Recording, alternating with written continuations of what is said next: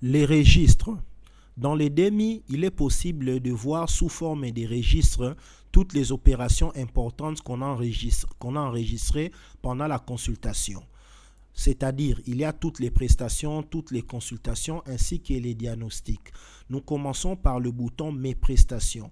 Ces boutons montrent mes prestations, c'est-à-dire pour moi seul.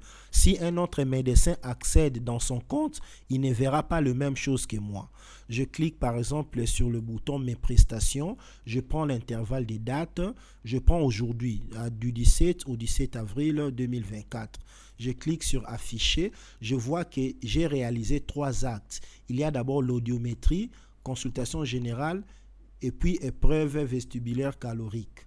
Donc, nous allons constater qu'il y a le nom de l'acte que j'ai réalisé, la catégorie et la quantité qui est très importante. Si par exemple, on avait réalisé 3 audiométries, du côté quantité, on allait voir 3.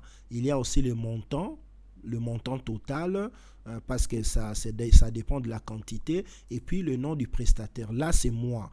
Je peux cliquer sur plus ici pour avoir des détails, c'est-à-dire le nom du patient, l'âge, le sexe, ainsi de suite. Si j'avais par exemple réalisé 3 audiométries, en cliquant sur plus ici, j'allais voir le nom du 3 patients pour lesquels j'ai réalisé l'audiométrie.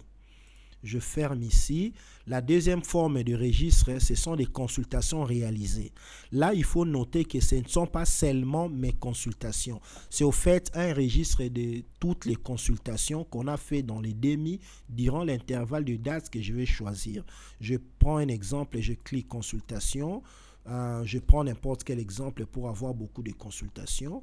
Je clique OK. J'ai ligne par ligne toutes les consultations en ordre croissant, plutôt en ordre décroissant de ce qui a été fait comme consultation dans les DMI. J'ai la date, l'heure de l'enregistrement, bien sûr, les types de consultation, numéro de fiche des patients, le nom du patient, sa provenance, sexe, zone de santé, tout.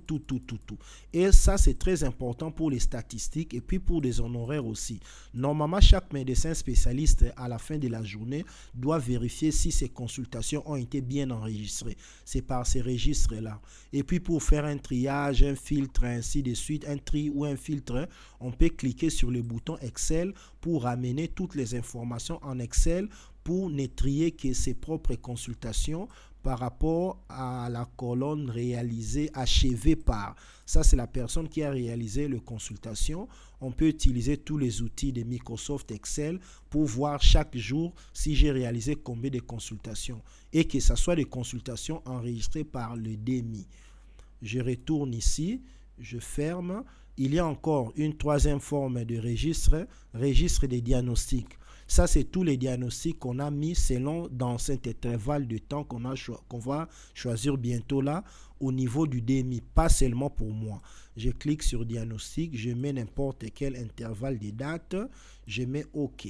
Donc ça, c'est le registre des diagnostics, c'est ligne par ligne.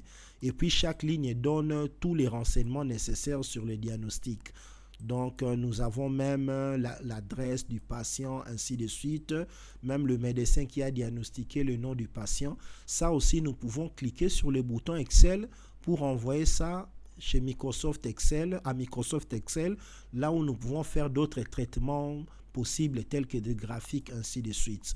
Donc, les 3 registres ici sont très importants. Ils montrent le travail qui a été fait et que le DMI a comptabilisé. On peut en faire des statistiques.